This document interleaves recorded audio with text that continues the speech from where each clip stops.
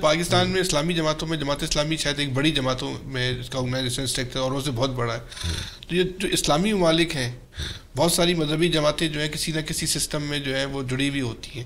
تو اس کو آپ کس طرح دیکھتے ہیں؟ آپ کا کہ کون سے اسلامی ممالک سے اپنے آپ کو قریب دیکھتے ہیں اور ان کی جو اس وقت دنیا میں مسلم ممالک کی حیثیت ہے وہ ایک بے معنی ہو چکی ہے؟ اصل میں دیکھیں جب آپ ملک سے باہر کی بات کرتے ہیں نا ممالک سے تو اس میں ہم یہ نہیں کہہ سکتے کہ اس سے ہم اچھے ہیں اس سے خراب ہیں. ہم سب سے عزت اور وقار کے ساتھ اور دین یعنی امت دین اور پاکستان کی سوورنٹی یہ وہ بنیادیں ہیں جس پر ہم ہر ایک سے بات کرنا چاہتے ہیں. اور ہم سمجھتے ہیں کہ جو اس میں زیادہ اچھا رول ادا کرتا ہے اس کے ساتھ ہم زیادہ اچھے طریقے سے کمیونیکیٹ کر سکتے ہیں. اب دیکھیں اس وقت مثال کے طور پر قطر نے بہت اچھا رول ادا کیا اس پورے عمل میں جس میں انہوں نے حماس کی میزبانی بھی کی, مذاکرات میں بھی رول ادا کیا. میں سمجھتا ہوں قطر کو پوری طرح سے کریڈٹ دینا چاہیے.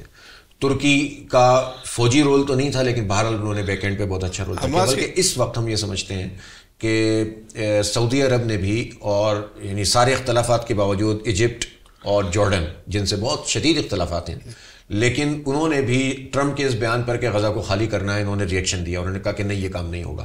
تو میں سمجھتا ہوں اس کو ہمیں اپریشیٹ کرنا چاہیے. اور عالمی حالات میں آپ کبھی بھی اس طرح نہیں کرتے کہ یہ ملک ہمارے حق میں اور یہ ملک ہمارے خلاف ہے.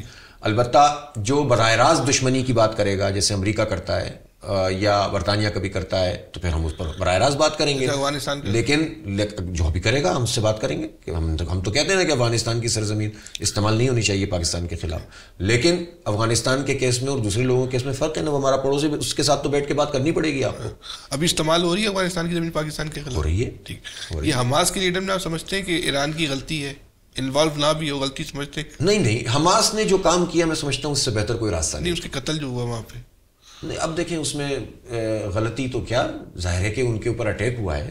ایک طرح سے وہ اٹیک ایران کے اوپر بھی اٹیک ہے نا. ان کا مہمان تھا. میں تو کوئی یہ کہہ سکتا ہے کہ بھئی آپ نے سیکیورٹی میں کوئی لیپس رہ گیا لیکن ایران کو آپ کیسے کہہ سکتے ہیں کہ ایران نے ہمیشہ فلسطینیوں کی حمایت بھی کی ہے, کھل کر حمایت کی ہے, اس کی کاسٹ بھی ادا کی ہے.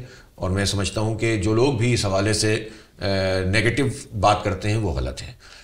اس موقع پر اللہ کا شکر ہے کہ بڑی حد تک امت مسلمہ میں ایک یکجائی پیدا ہوئی ہے. یہ قطع نظر اس کے کہ ایکسپیکٹیشن کا لیول بہت ہائی ہے. عالم اسلام کے پاس فوجیں ہیں, عالم اسلام کے پاس منرلز ہیں, عالم اسلام کے پاس گزرگاہیں ہیں, 70% وسائل ہیں. لیکن عالم اسلام اتنا کمزور کیسے ہو گیا کہ اسرائیل جیسی طاقت جو ہے وہ جو چاہتی ہے کرتی ہے. تو یہ کمزوریاں اپنی جگہ عرب ممالک کی بھی. اس کی وجہ کیا ہے؟ اس کی ایک بڑی وجہ یہ ہوتی ہے کہ جو حکمران طبقہ ہوتا ہے وہ حکمران طبقہ خوفزدہ ہوتا ہے اور اس کو اپنی حکومتیں برقرار رکھنی ہوتی ہیں اور وہ سمجھتا ہے کہ اسے امریکہ کو ناراض نہیں کرنا. بحثیت مجموعی یہی سارا ہے. بہرحال ہم تو اپنے ملک کی بات جب دیکھتے ہیں تو ہمیں تو یہاں بھی یہی حالات نظر آتے ہیں.